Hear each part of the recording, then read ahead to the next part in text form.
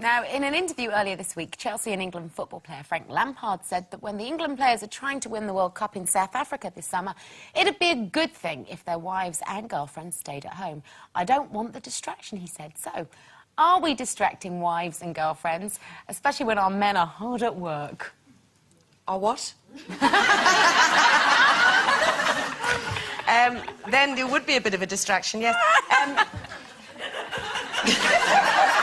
Are you distracted? Are you distracted myself? I've just got that mood on at the minute.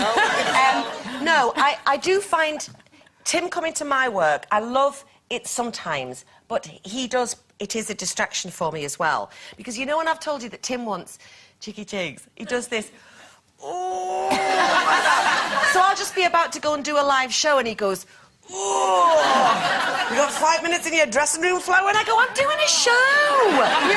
What about when he's doing a show? Have you ever been... Oh, I don't do that when he's doing his show. No, what I do tend to do, I do tend to sort of heckle him a bit or do that thing on stage going, don't tell that joke. Right in the middle of his act, which, as you can understand, is a little bit off-putting. Yeah. I couldn't be one of those people who follow their husbands around the world and doing things like that. That would absolutely do my head in. I also wouldn't want him with me all the time at work, because I tend to boss him a bit. Which will surprise everybody. But, yes, I do find... Also, if you're sort of away working and your partner's there, you're constantly, you know, if you're late from work and they don't let you home early, and then you've got them wanting to go out for dinner and stuff, I would rather separate the two as much as possible. So I would find it a distraction if I was a footballer and the wags wanted to come. I wouldn't want them near me. As much as I would love to follow my young man round playing drums and everything, I think it is a complete distration. And thank goodness... Well, if you were playing drums during it, it would be. Sam is the... Oh, I love this one. No, it is a distraction when you've got your partner with you. I must admit, I find it... I do a completely different show when my fiancé is in the audience, because I can't flirt with the band as much, you know. Or, you know, it's just a different atmosphere. It's a different dynamic that it creates, isn't it? It is. So we've sort of sorted that out, that we don't really go to each other's gigs much.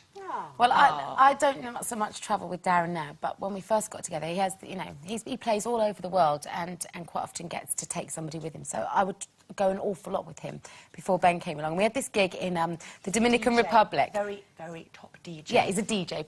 And so we get to the Dominican Republic, and this guy picks us up, the promoter, and he's going, right, OK, Darren, I've sorted out your rider. Is there anything your girlfriend wants for tonight? And I said, yeah, I'd like a beanbag, please. I think he thought it was a new drug he'd not heard of. And I meant an actual beanbag. So we went to the gig, and Darren's on at like 4 o'clock in the morning, because, you know, when you're the headline DJ, you go on late. Oh, I was so jet-lagged. So I got my beanbag out. But does he play like do? Techno. Banging, banging, banging. No words in it. No melody. Yeah, he loves it. So I put the beanbag under the desk, and that's a little kip. That's not distracting, that's keeping yourself tucked away like a little mouse. What did the audience think you were doing under the down? Well, there you go. Well, that is how I sustain my rock and roll myth. For 3 hours. Yeah. Well, never that long. Never that long. I don't know, but I don't distract Ray. I can't distract Ray, because Ray's greatest love in his life, and always will be, and will always come first, is his guitar. Oh. And I've accepted that, ladies and gentlemen. Oh. And so he sits there all day with the headphones on while we're watching telly, though. You're joking? Strumming the guitar. Oh, you've no idea. So I sit there and think, bless him, he's so, you know, he's so into it, so professional. And then eventually I go... on the guitar neck, because I can't really hear it. I can just hear this strumming, which is even worse in a way. So he just sits there strumming while you're watching telly? Yeah. And the odd night when he decides to put the guitar down, I think, oh, well, here we go. And then I tell him that he needs to practice a bit more. Great. Oh, we're off for a break now, but we'll be having a laugh.